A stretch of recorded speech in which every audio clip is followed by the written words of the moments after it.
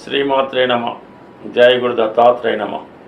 ఈ వీడియోలో మనం శుక్రవారం జన్మించిన వారి యొక్క జీవితం ఏ విధంగా ఉంటుంది అన్న విషయాన్ని పరిశీలిద్దాం. శుక్రవారం ఒక కుటుంబంలో ఒక అమ్మాయి జన్మించిందంటే ఖచ్చితంగా ఆ కుటుంబం అప్పటిదాకా ఉన్నటువంటి సమస్యలు, ఇబ్బందుల నుంచి బయటపడి ఈ అమ్మాయి వివాహం జరిగేంత వరకు చాలా ఇంప్రూవ్మెంట్ ఆ కుటుంబంలో కనబడుతూ ఉంటుంది. వివాహం తర్వాత ఎలా ఉంటుంది అన్నది అనుభవంతో మీరే తెలుసుకుంటారు. అయితే ప్రస్తుతం ఎవరైనా ఒక అబ్బాయికి చదువు పూర్తయింది, ఉద్యోగం సరిగ్గా రావటం లేదు, జీవితంలో స్థిరపడడం లేదు, అబ్బాయి యొక్క పేరెంట్స్ కూడా స్ట్రగుల్ పడుతున్నారు అనుకున్న వాళ్ళు అబ్బాయి యొక్క జన్మ నక్షత్రానికి సరిపోయే విధంగా కొన్ని నక్షత్రాలు ఉంటాయి. ఆ నక్షత్రాల్లో జన్మించిన అమ్మాయిని వివాహం చేసుకున్నా, దాంతోపాటుగా శుక్రవారం జన్మించినటువంటి అమ్మాయిని ఆ అబ్బాయికి ఇచ్చి వివాహం చేస్తే అప్పటిదాకా ఉన్నటువంటి అన్ని రకాల సమస్యలు తీరిపోయి అక్కడి నుంచి కొత్తగా వారి యొక్క జీవితంలో అదృష్టం ప్రారంభమవుతుంది. అంటే ఇది చాలా పాత టెక్నిక్ మాట. ఇంచుమించుగా 50-60 సంవత్సరాల క్రితం పాటిస్తూ ఉండేవారు. ఇంచుమించుగా మొన్నటి దాకా కూడా ఇది అబ్జర్వ్ చేశారు. కానీ ఎప్పుడైతే ఈ అమ్మాయిలు అబ్బాయిలు పెద్దవాళ్ళ మాట వినడం మాని వారు స్వతంత్రంగా చేసుకోవడం వచ్చారో అప్పటి నుంచి ఈ సాంప్రదాయాలన్నీ కూడా చాలా వరకు తగ్గిపోవడం జరిగింది.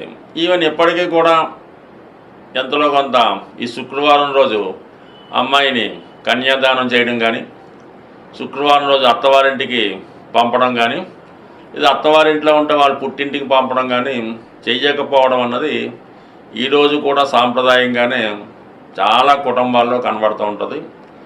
ఎవరైతే ఈ సాంప్రదాయాన్ని పాటిస్తారో వారి కుటుంబం, వారి గృహం నిత్యం కలకల్లాడుతూ ఉండడం జరుగుతూ ఉంటుంది.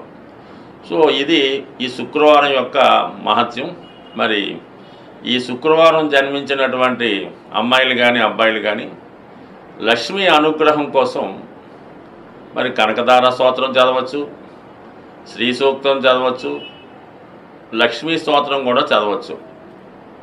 ఇవన్నీ చదివి దాంతోపాటుగా కంపల్సరీగా విష్ణు సహస్రనామం ఓపిక లేని వాళ్ళు గోవిందనామాలు అంటే చాలామంది మన కనకదార స్తోత్రం లేదంటే లక్ష్మీ స్తోత్రం 1,00,000 సార్లు చదివేమండి, దీని ఫలితం ఏమి రావట్లేదు అంటారు. దానికి టెక్నిక్ ఏమి లేదు. విష్ణు సహస్రనామం చదవకుండా లక్ష్మీ స్తోత్రం చదివితే ఏం ఉపయోగం ఉంటుంది? అందుకని ఈ రెండు కలిపి చదివితేనే మీకు ఐశ్వర్యం రావడం జరుగుతుంది. అంటే మిగతా వారికన్నా శుక్రవారం జన్మించిన వాళ్ళకి ధనాకర్షణ ఎక్కువగా ఉంటుంది వాళ్ళకి.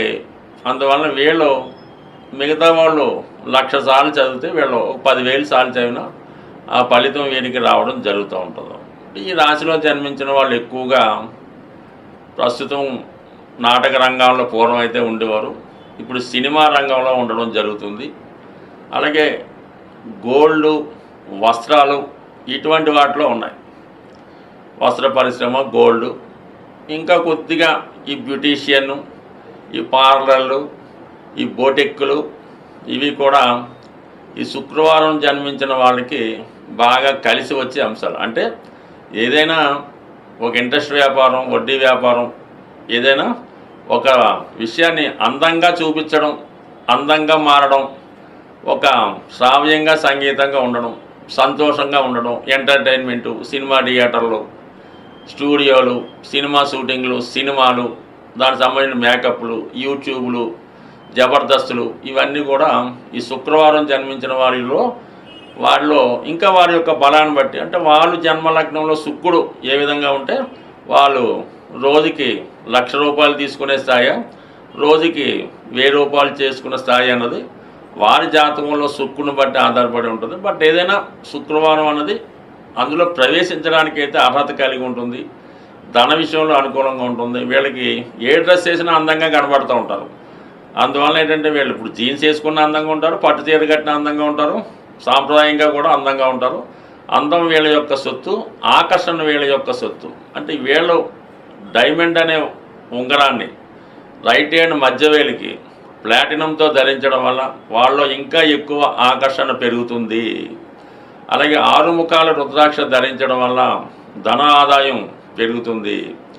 అలాగే ఎప్పుడూ కూడా వీళ్ళు పట్టు వస్త్రాలు, శుభ్రమైన వస్త్రాలు ధరించాలి. అవకాశం అయితే ఒకరోజు ధరించిన వస్త్రాలు మర్నాడు ధరించకుండా ఉంటే వీళ్ళకి ఐశ్వర్యం, ఆనందం, ఆకర్షణ కూడా పెరుగుతూ ఉంది.